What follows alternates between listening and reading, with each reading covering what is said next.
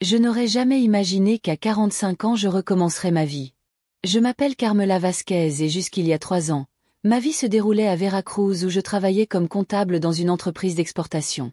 C'est là que j'ai rencontré Héctor, un entrepreneur veuf de Mexico qui était venu conclure un contrat important. Ce qui avait commencé comme une réunion d'affaires s'est terminé par un dîner, puis par plusieurs appels téléphoniques, et finalement par une romance qui m'a fait croire à nouveau en l'amour. Héctor avait 2 enfants, Daniela de 22 ans et Mauricio de 19 ans. Ils étudiaient tous les deux à l'université et vivaient dans la maison familiale à Coyoacán, un magnifique quartier historique de Mexico.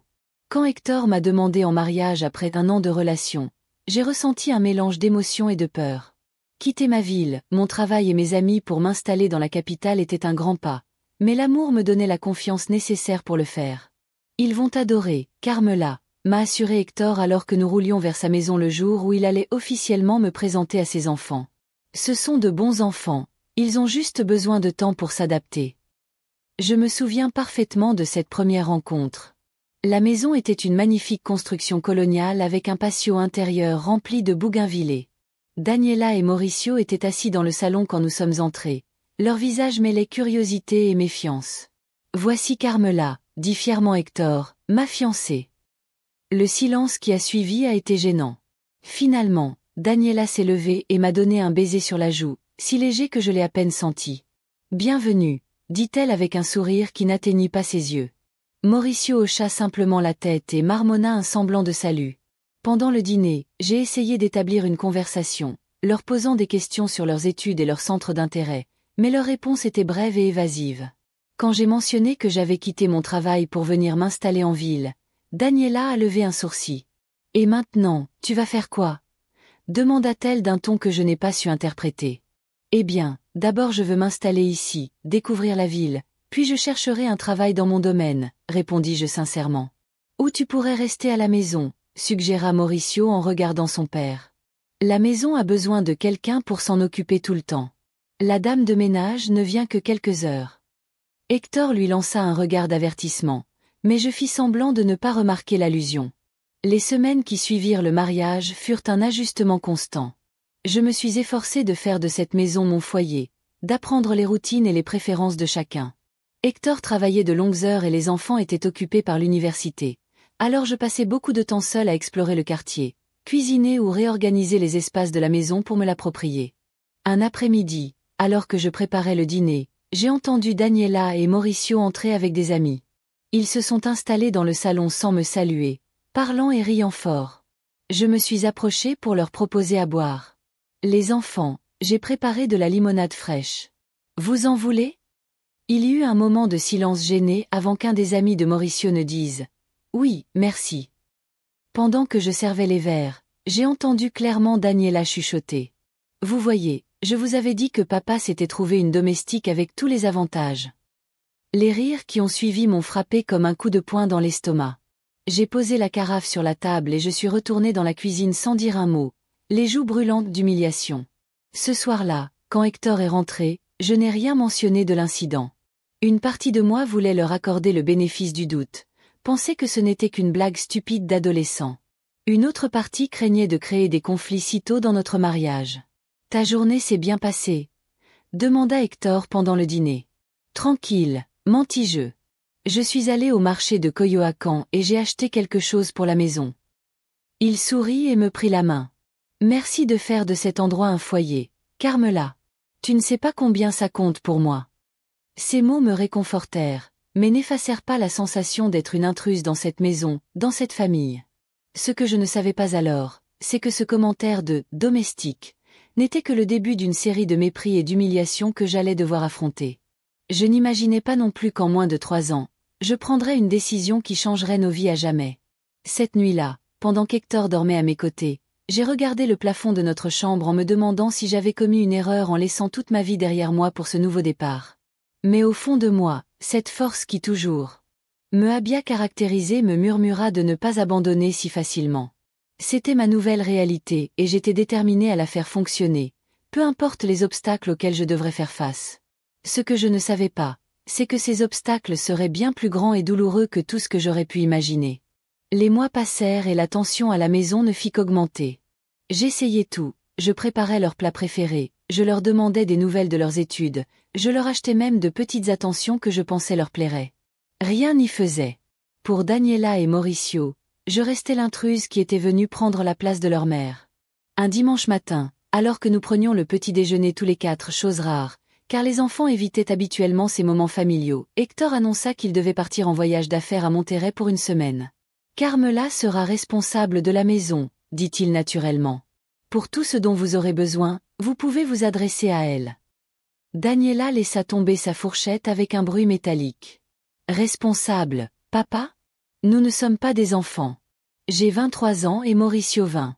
Nous n'avons pas besoin d'une nounou. » « Je ne voulais pas dire ça, ma chérie, » répondit Hector avec patience. « Je veux juste que vous sachiez que vous pouvez compter sur Carmela s'il se passe quoi que ce soit. »« Bien sûr, » intervint-je avec un sourire conciliant. « Je suis là pour tout ce dont vous aurez besoin. » Mauricio laissa échapper un rire sarcastique. « Tu vois papa, ta femme comprend parfaitement son rôle de gouvernante. »« Mauricio, » la voix d'Hector résonna avec autorité, « excuse-toi immédiatement. » « Désolé, » marmonna-t-il sans me regarder, manifestement sans le penser. Après le petit déjeuner, Hector m'emmena dans le jardin. Les bougainvillées étaient en pleine floraison, contrastant magnifiquement avec le bleu du ciel de Mexico. « Pardonne-les, Carmela, » dit-il en me prenant les mains. « Ils sont encore en train de digérer tout ça. La mort de leur mère a été très dure pour eux. »« Je comprends, Hector, vraiment. J'ai juste besoin de temps pour gagner leur confiance. » Il me serra fort dans ses bras. « Tu es une femme extraordinaire. C'est pour ça que je suis tombé amoureux de toi. » Quand Hector partit pour Monterrey, la maison plongea dans un silence pesant. Daniela et Mauricio m'adressaient à peine la parole. Ils sortaient tôt et rentraient tard. Un soir, alors que je triais quelques factures dans le bureau d'Hector, il m'avait demandé de l'aider sur certains dossiers financiers. Je remarquai quelque chose d'étrange. Plusieurs retraits d'argent importants qui ne correspondaient pas aux dépenses habituelles. Je fouillai plus en profondeur et découvris que ces retraits coïncidaient avec les moments où Mauricio avait soi-disant eu des urgences universitaires. Il disait à son père qu'il avait besoin d'argent pour des matériaux de projet, des livres spécialisés, ou des excursions académiques. Mais les montants étaient excessifs pour ces motifs. Mon instinct de comptable s'alluma. Je poursuivis mes recherches et trouvai d'autres irrégularités, des factures de restaurants chers, des achats dans des boutiques de luxe, même des billets d'avion pour Cancun pour un week-end. Tout cela payé avec la carte qu'Hector avait donnée à Mauricio pour les urgences uniquement. Alors que je rangeais ces documents, j'entendis la porte d'entrée s'ouvrir. Il était presque 23 heures. Je rangeai tout en hâte et sortis du bureau. Dans l'entrée, se trouvait Mauricio, manifestement ivre, accompagné de 2 amis qui tentaient de le soutenir. « Que se passe-t-il » demandai-je en m'approchant. « Rien qui te regarde » balbutia Mauricio. « Il n'allait pas bien au bar » expliqua un de ses amis. « On a pensé que ce serait mieux de le ramener à la maison. »« Vous avez bien fait, » dis-je. « Je m'en occupe maintenant. » Après leur départ, j'aidai Mauricio à rejoindre sa chambre. Alors que je l'installais dans son lit, il me regarda avec des yeux vitreux. « Tu sais pourquoi on ne te supporte pas » murmura-t-il. « Parce que tu essaies de la remplacer. Mais personne ne peut remplacer maman. Personne. » Ces mots me blessèrent, mais me donnèrent aussi de la clarté. Je n'essaie pas de remplacer ta mère, Mauricio. Je veux juste faire partie de cette famille à ma manière. Il ferma les yeux et s'endormit presque aussitôt. Avant de quitter sa chambre, je remarquai un papier qui dépassait de sa veste. Un reçu d'une bijouterie de luxe à Polanco. La date remontait à 2 jours et le montant était considérable. Le lendemain, je décidai de parler à Daniela. Je la trouvai seule en train de déjeuner dans la cuisine. « Bonjour » dis-je en m'asseyant en face d'elle. « On peut parler un moment ?» Elle leva les yeux de son téléphone, visiblement agacée. « De quoi ?»« Compris. Voici la traduction en français. »« Compris. Voici la traduction en français. » Mauricio est rentré très ivre hier soir et je suis inquiète pour lui. Daniela a posé son téléphone et m'a regardé droit dans les yeux pour la première fois depuis longtemps. « Mauricio est un idiot quand il boit, mais ce n'est pas tes affaires. » Si, c'en est. S'il dépense l'argent de son père pour des choses qui n'ont rien à voir avec l'université. Son expression a changé du dédain à la surprise, puis à un mélange de colère et de peur. « Tu nous as espionnés ?» Je ne faisais qu'aider ton père avec les finances et j'ai trouvé des incohérences. Mauricio ment dans ce qu'il dit sur l'usage de cet argent. Daniela se leva brusquement. Et qu'est-ce que tu vas faire? L'accuser devant papa? C'est ça que tu veux, nous monter contre lui? Je ne répondis pas. Je veux juste comprendre ce qui se passe et les aider, si vous me le permettez. Elle laissa échapper un rire amer. Aider, s'il te plaît. Tout ce que tu veux, c'est bien te positionner auprès de papa. Tu cherches sûrement à mettre la main sur son argent. Ces mots m'ont frappé comme une gifle. Ce n'est pas vrai, Daniela. J'ai ma propre carrière, mon propre argent. Je n'ai pas besoin de celui de ton père. Alors pourquoi tu t'es mariée avec lui? Par amour? Son ton était moqueur. Une femme de ton âge avec un homme riche comme mon père? Cela sautait aux yeux. Je me levai, sentant les larmes monter. Pense ce que tu veux, Daniela, mais un jour tu devras accepter que l'amour vrai existe, même pour les personnes de mon âge. Je quittai la cuisine la tête haute, mais j'étais brisée intérieurement. Comment pouvait-il penser que je n'étais qu'une profiteuse? J'avais tout quitté, ma carrière, ma ville, toute ma vie pour être avec Hector, et je l'avais fait par amour, pas pour l'argent. Cet après-midi-là, j'ai décidé de sortir marcher dans Coyoacán pour me changer les idées. Le quartier était plein de vie, artistes de rue, stands de nourriture, touristes prenant des photos des façades colorées. Je me suis assise sur un banc de la place principale et j'ai regardé les passants. Un couple de personnes âgées a attiré mon attention. Ils marchaient main dans la main, riant comme des adolescents. C'était ça que je voulais avec Hector, vieillir ensemble, construire des souvenirs, être complices. Mais, pour y arriver, je devais résoudre la situation avec ses enfants. Et pour cela, je devais comprendre ce qui se passait réellement avec eux. De retour à la maison, j'ai pris la décision extrême d'entrer dans les chambres de Daniela et Mauricio. Je savais que c'était une intrusion dans leur vie privée, mais j'étais sincèrement inquiète. J'ai commencé par la chambre de Mauricio. Sous son matelas, j'ai découvert plusieurs factures supplémentaires, et à ma grande surprise, une petite pochette contenant des pilules qui clairement ne ressemblaient pas à des médicaments prescrits. Dans la chambre de Daniela, cachée parmi ses livres, j'ai trouvé une lettre de l'université. Un avertissement indiquant qu'elle risquait de perdre sa bourse pour raisons académiques. La date remontait à 3 mois. Hector était au courant. Alors que je sortais de sa chambre, j'ai entendu la porte d'entrée s'ouvrir. C'était Daniela. Rapidement, j'ai refermé sa porte et me suis dirigée vers l'escalier, mais je n'ai pas été assez rapide. Qu'est-ce que tu faisais dans ma chambre? Sa voix était froide comme la glace. Daniela, Tu es une entremetteuse. Tu n'as pas le droit de fouiller dans mes affaires. Cria-t-elle en s'approchant de manière menaçante. Je suis inquiète pour toi et pour ton frère, ai-je dit d'une voix ferme.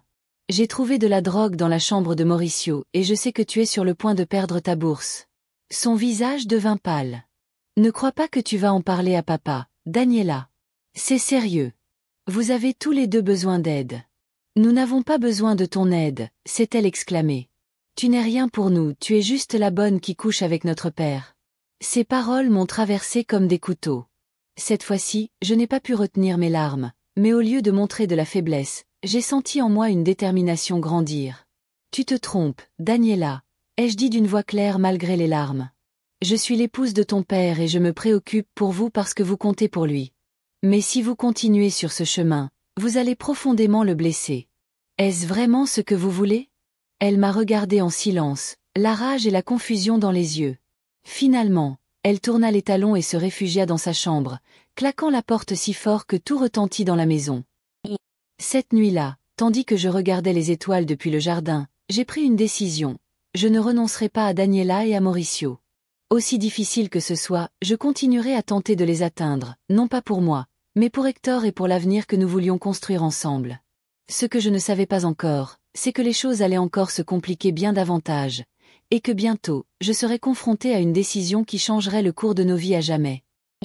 Quand Hector est revenu de Monterrey, j'ai choisi de ne pas lui parler immédiatement de mes découvertes.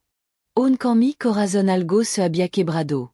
No era solo el dolor de las acusación, sino la falta de réaction de Hector, la tibieza de su palabra cuando yo necesitaba calor y firmeza. Senti que estaba sola en esa lucha. Los días siguientes fueron un silencio prolongado.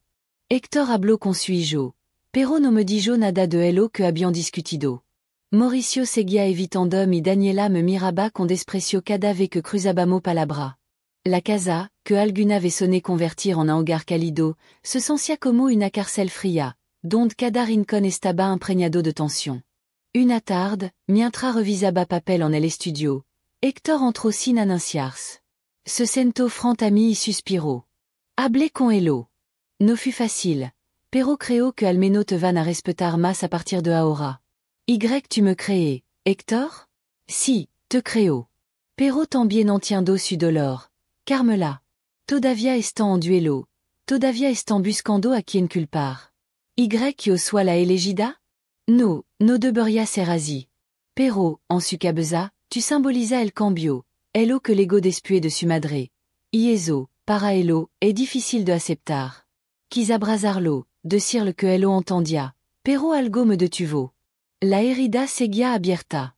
En lugar de eso, le dije con calma. Solo quiero que esta familia funcione.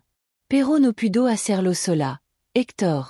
Si Elo no está dispuesto a respetarme, si tu no estás dispuesto a poner límite claro, esto no va a funcionar.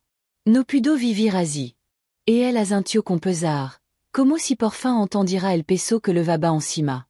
No respondió, pero su silencio fut más honesto que cualquier promesa. Et esa noche, mientras me acostaba, entendí algo fundamental.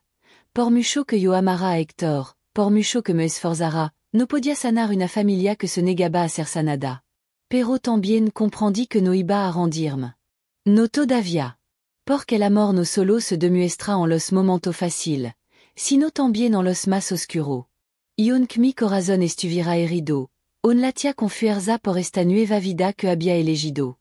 Lo que no sabía era que una verdad aún más devastadora estaba por salir a la luz.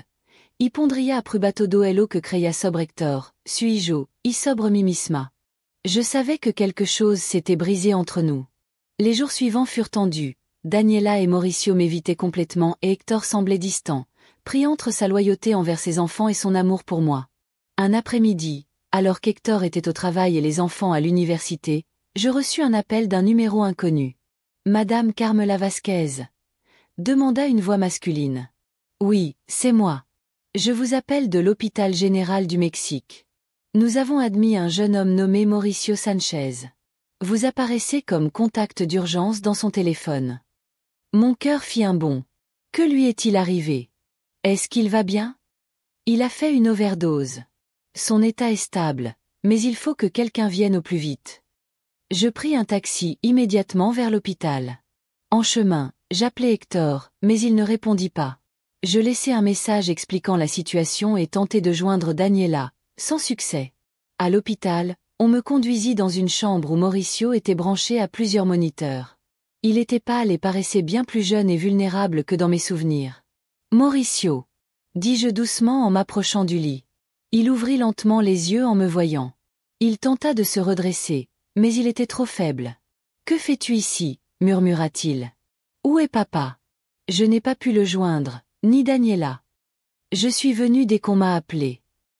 Il referma les yeux. Tu n'avais pas à venir.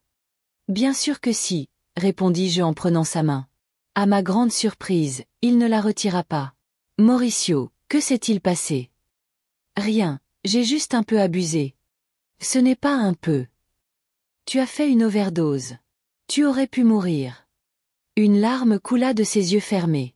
Peut-être que ça aurait été mieux. Ne dis pas ça, répondis-je fermement. Ta vie est précieuse, Mauricio.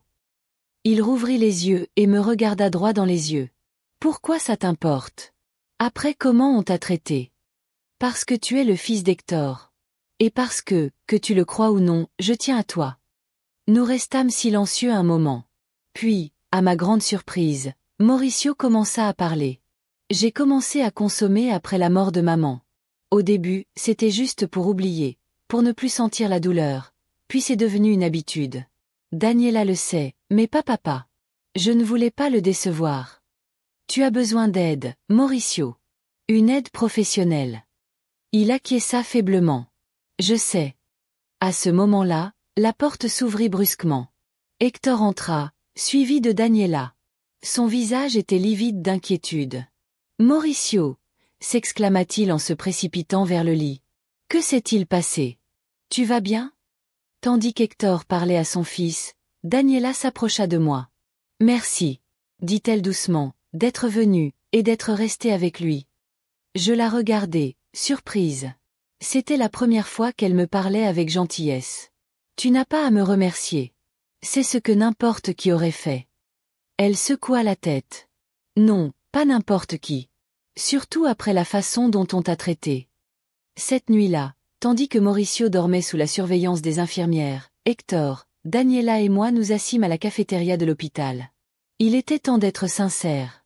Mauricio a besoin d'une cure de désintoxication, dis-je directement. Et toi, Daniela, tu dois te concentrer sur tes études, sinon tu perdras ta bourse. À ma surprise, aucun des deux ne protesta. Tu as raison. Admis Hector. J'ai été tellement pris par le travail, que je n'ai pas vu ce qui se passait juste sous mes yeux. Et nous, ajouta Daniela en me regardant autrement, on était trop occupés à te détester, à t'accuser de vouloir prendre la place de maman, alors que tu voulais juste nous aider.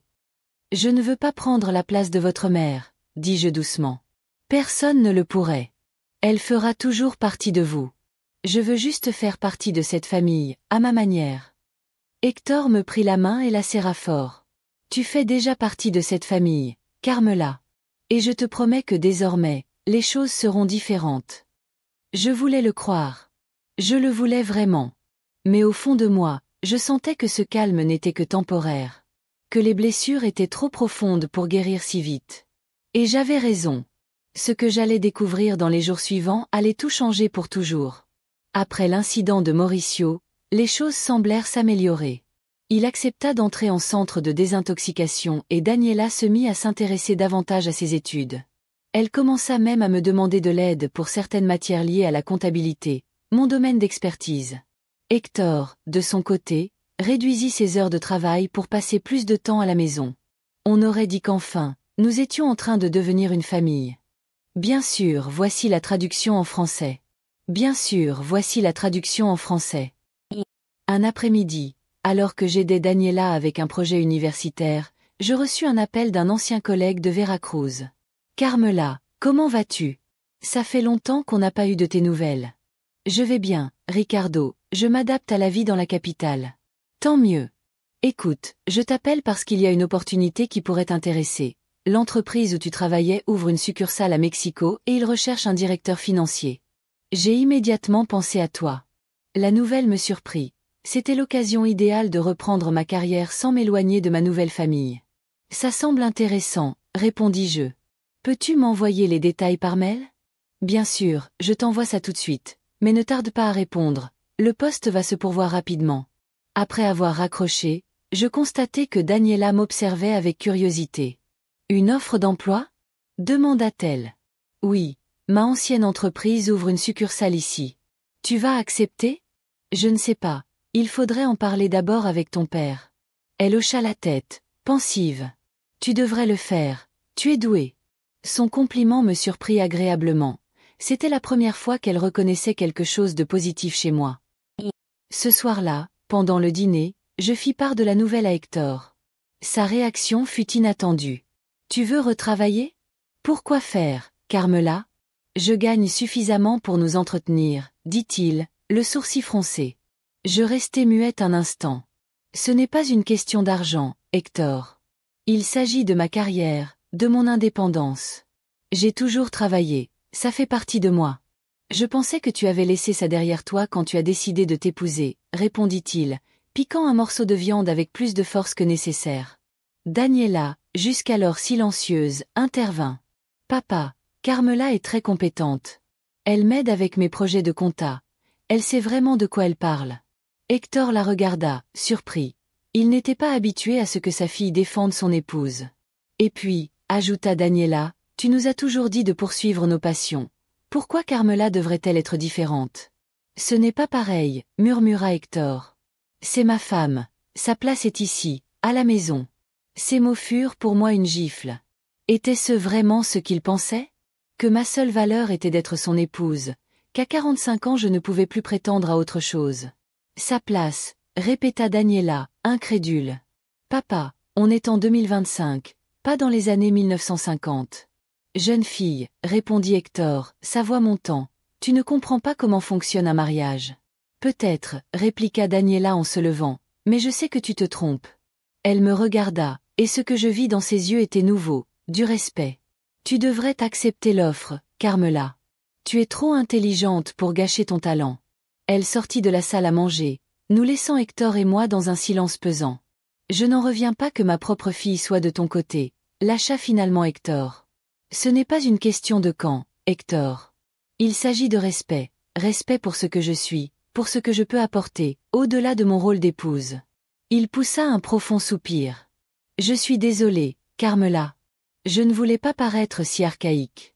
C'est juste que j'aime savoir que tu es à la maison quand je rentre du travail, et tu le seras toujours, ajouta-t-il en posant sa main sur la mienne. Je le serai, répliquai-je, mais je veux aussi avoir quelque chose pour moi, quelque chose qui me définisse au-delà d'être l'épouse de Hector. Il hocha lentement la tête. Tu as sûrement raison. Si c'est vraiment ce que tu veux, je te soutiendrai. Je souris, soulagé qu'il ait fini par comprendre. Mais j'avais le sentiment qu'il n'en était pas totalement convaincu. Les jours suivants furent un tourbillon. J'envoyai mon CV, passai un entretien, et, à ma grande joie, on m'offrit le poste. Le salaire était excellent, meilleur que celui que j'avais à Veracruz. Pendant ce temps, Mauricio progressait dans sa réhabilitation.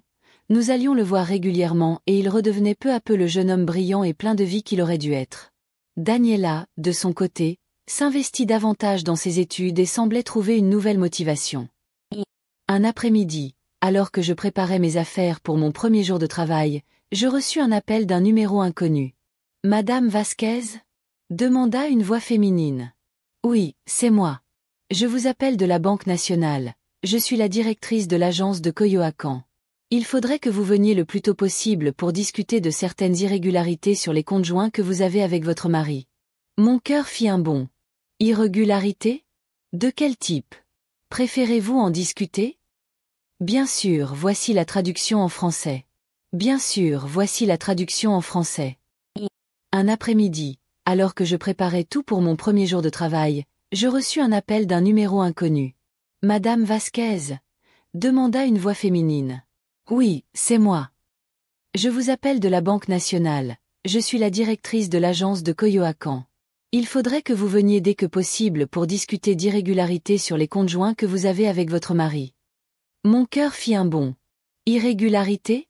De quel type ? Vous préférez m'en parler ? » Quand j'arrivai à la banque, la directrice me reçut dans son bureau privé. Une femme d'âge moyen, l'air grave. « Madame Vasquez, nous avons détecté plusieurs retraits importants sur vos comptes joints ces dernières semaines. Étant donné qu'il s'agit de montants significatifs, nous voulions vérifier que vous en étiez informé. » Elle me montra les relevés de compte. Effectivement, il y avait des retraits importants, tous effectués par Hector. Je n'étais pas au courant, avouai-je, le ventre noué. « Savez-vous à quoi ont servi ces fonds ? » demanda-t-elle. « Je n'en ai aucune idée, on ne dispose que des informations bancaires. Nous savons seulement qu'ils ont été transférés vers un compte aux îles Caïmans. » Les îles Caïmans ? Pourquoi Hector transférerait de l'argent dans un paradis fiscal ? Y a-t-il autre chose ? Oui. Nous avons également constaté une demande de prêt hypothécaire utilisant votre maison comme garantie. En tant que cotitulaire, nous avons besoin de votre signature pour avancer. Je restai figé. Hector n'avait jamais mentionné vouloir hypothéquer la maison. Je n'ai autorisé aucun prêt, et je n'en signerai aucun. Dans ce cas, le prêt ne sera pas traité. Je sortis de la banque, la tête pleine de questions. Pourquoi Hector retirait autant d'argent sans m'en parler ? Et pourquoi voulait-il hypothéquer notre maison ? Au lieu de rentrer directement chez nous, je décidai de me rendre au bureau d'Hector. J'avais besoin de réponses maintenant. Sa secrétaire m'accueillit avec un sourire nerveux. « Madame Vasquez, quelle surprise ! Monsieur Sanchez est en réunion pour l'instant. »« Je peux attendre, » répondis-je en m'installant dans l'accueil. Après presque une heure, la porte du bureau s'ouvrit et Hector en sortit, accompagné d'un homme inconnu. Ils se serrèrent la main, puis il me vit. « Carmela, que fais-tu ici ? Nous devons parler. » Dans son bureau, je fermai la porte derrière moi. « Pourquoi transfères-tu de l'argent aux îles Caïmans ? Et pourquoi as-tu tenté d'hypothéquer la maison sans m'en parler ?» Son visage devint livide. « Comment le sais-tu ? murmura-t-il. La banque m'a appelé. Je suis cotitulaire de ses comptes et de la maison. Il se laissa tomber dans sa chaise, se passant la main sur le visage. Ce n'est pas ce que tu crois, Carmela. Qu'est-ce que je crois? Parce que là je pense que tu me caches quelque chose de très grave. Il poussa un profond soupir. L'entreprise va très mal. J'ai fait des investissements qui ont foiré et on est au bord de la faillite. Faillite? Répétai-je, incrédule. Tu disais que tout allait bien. Je ne voulais ni te alarmer toi ni les enfants. Je pensais pouvoir régler ça seule. Ta solution, c'était de transférer de l'argent dans un paradis fiscal et d'essayer d'hypothéquer notre maison? Dans quel monde étais-tu, Hector? Il baissa la tête, la voix brisée. J'ai des dettes, Carmela. Beaucoup de dettes. Et pas avec une banque ordinaire. Un frisson me parcourut l'échine. Des prêteurs privés. Oui. J'ai eu recours à des prêteurs, par désespoir. C'est une erreur, mais à l'époque, je pensais que c'était la seule solution. Je m'installai en face de lui, le cœur serré, cherchant à assimiler toute l'ampleur de la situation. Combien dois-tu? Beaucoup. Plus que ce que je peux absorber. Si j'arrive pas à lever des fonds rapidement, on perd tout, la maison, la voiture, tout. Et les enfants, ils savent tout ça. Non. Et je ne veux pas qu'ils le sachent. Mauricio est en pleine réhabilitation, Daniela redore son image scolaire. Je ne veux rien risquer pour eux. Je restai silencieuse, réfléchissant. Puis je pris une décision. Je vais t'aider, Hector. Mais à ma façon. Dans les jours suivants, j'utilisai mes compétences de comptable pour analyser en détail ses finances. La situation était pire que ce qu'il avait admis. Il avait des dettes auprès de prêteurs privés, de banques, de fournisseurs et même d'employés. Grâce à mon nouveau poste dans la firme financière, je réussis à négocier des prêts légitimes pour couvrir les urgences immédiates. J'élaborai aussi un plan de restructuration pour l'entreprise d'Hector, vente d'actifs non essentiels, réduction des dépenses. Pendant ce temps, Mauricio termina son programme de réhabilitation et rentra à la maison, plus mature et centré. Daniela, pour sa part, regagna sa bourse et brillait dans ses études. Un soir, je réunis toute la famille dans le salon. Il est temps d'être honnête. Il y a quelque chose que vous devez savoir. L'entreprise de votre père traverse une crise. Bien sûr, voici la traduction en français. Bien sûr, voici la traduction en français. Un après-midi, tandis que j'aidais Daniela avec un projet universitaire, je reçus un appel d'un ancien collègue de Veracruz. Carmela, comment vas-tu? Ça fait longtemps. Je vais bien, Ricardo, je m'adapte à la vie dans la capitale. Je t'appelle car j'ai pensé à toi. L'entreprise où tu travaillais ouvre une succursale à Mexico et recherche un directeur financier. La nouvelle me surprit. L'occasion parfaite de relancer ma carrière sans quitter ma nouvelle famille. Cela semble intéressant, répondis-je. Peux-tu m'envoyer les détails par email? Bien sûr, je t'envoie ça tout de suite. Mais réponds vite, le poste va vite se pourvoir. Après avoir raccroché, je remarquai Daniela qui me regardait, curieuse. Une offre d'emploi? Oui, mon ancienne entreprise ouvre une succursale ici. Tu vas accepter? Je ne sais pas encore, il faut d'abord en parler à ton père. Elle acquiesça, pensive. Tu devrais le faire, tu es douée, me dit-elle. Son compliment me toucha. C'était la première fois qu'elle reconnaissait quelque chose de positif chez moi. Le soir, au dîner, j'annonçai la nouvelle à Hector. Sa réaction me surprit. Tu veux retravailler? Pourquoi faire, Carmela? Je gagne assez pour nous maintenir tous. Ce n'est pas une question d'argent, Hector. Il s'agit de ma carrière, de mon indépendance, répondis-je. Je pensais que tu laissais tout ça derrière toi quand tu as choisi de t'épouser. Daniela, jusque-là silencieuse, intervint. Papa, Carmela est excellente. Elle m'aide dans mes projets de compta. Elle sait vraiment de quoi elle parle. Et puis, dit-elle, tu nous as toujours encouragés à suivre nos passions. Pourquoi Carmela serait-elle différente? Ce n'est pas pareil, murmura Hector, gêné. Elle est ma femme. Sa place est à la maison. Ces mots me frappèrent. Était-ce son avis vrai? Que ma seule valeur était d'être son épouse. Sa place? Répéta Daniela, incrédule. Papa, on est en 2025, pas dans les années 50. Tu ne comprends pas comment fonctionne un mariage, lui répondit Hector. Peut-être, rétorqua Daniela en se levant, mais je sais que tu te trompes. Tu devrais accepter ce poste, Carmela, tu es trop talentueuse pour ne rien faire. Elle sortit, nous laissant dans un silence pesant. Je n'en reviens pas que ma propre fille soit de ton côté, souffla Hector. Ce n'est pas une question de quand, Hector, répondis-je calmement. Il s'agit de respect. Respect pour ce que je suis et ce que je peux apporter. Il soupira profondément. Je suis désolé, Carmela.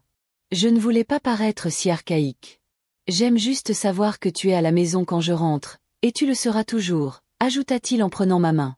Je le serai, mais je veux aussi avoir quelque chose pour moi, quelque chose qui me définisse au-delà d'être ton épouse, lui répliquai-je. Il hocha la tête. Tu as sûrement raison. Si c'est vraiment ce que tu veux, je te soutiendrai. Je souris, soulagé, mais son regard trahissait encore un doute. Les jours suivants furent intenses. J'envoyai mon CV, je passai un entretien et, à ma joie, obtenu le poste avec un salaire supérieur à celui que j'avais à Veracruz. Pendant ce temps, Mauricio progressait en réhabilitation. Nous visitions régulièrement et il redevenait le jeune homme brillant qu'il était. Daniela se remit sérieusement à ses études. Hector, quant à lui, réduisit son temps de travail pour être plus présent à la maison. Un jour, tandis que je préparais mes affaires pour mon premier jour au travail, je reçus un appel d'un numéro inconnu. Madame Vasquez? Oui, c'est moi.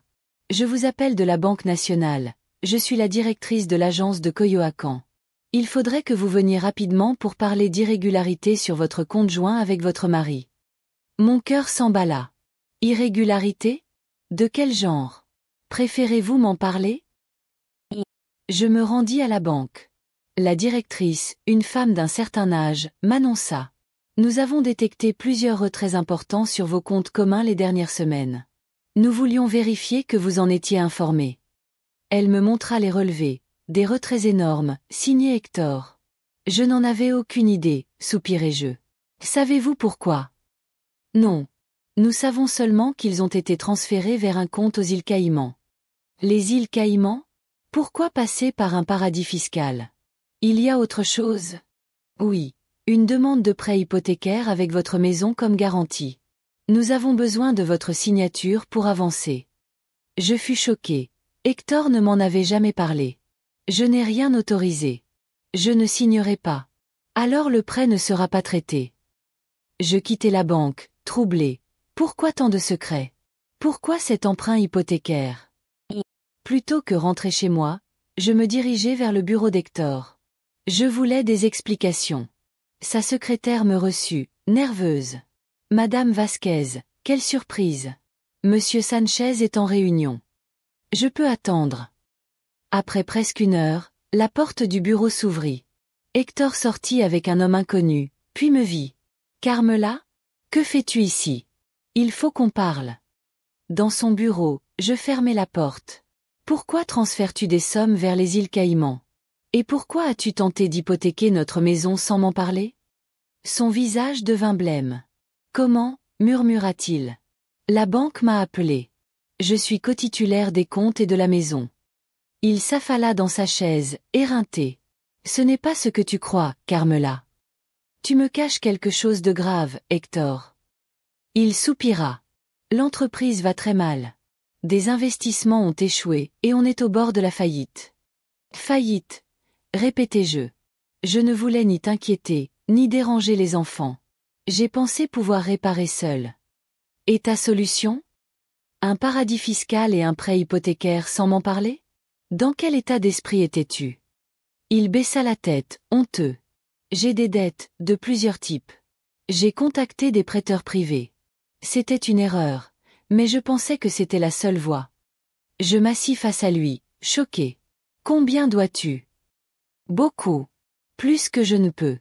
Si je ne trouve pas de l'argent rapidement, nous allons tout perdre. La maison, la voiture, tout. Les enfants, ils savent. Non. Mauricio est en désintox et Daniela a retrouvé sa bourse. Je ne veux pas compromettre ça. Je réfléchis un instant. Puis je pris une décision. Je vais t'aider, Hector. Mais à ma manière. Dans les jours suivants, j'examinai en détail ses finances. Les dettes étaient pires que prévues auprès de prêteurs privés, banques, fournisseurs, employés. Grâce à mon nouveau poste, je pus négocier des prêts légitimes pour régler les urgences.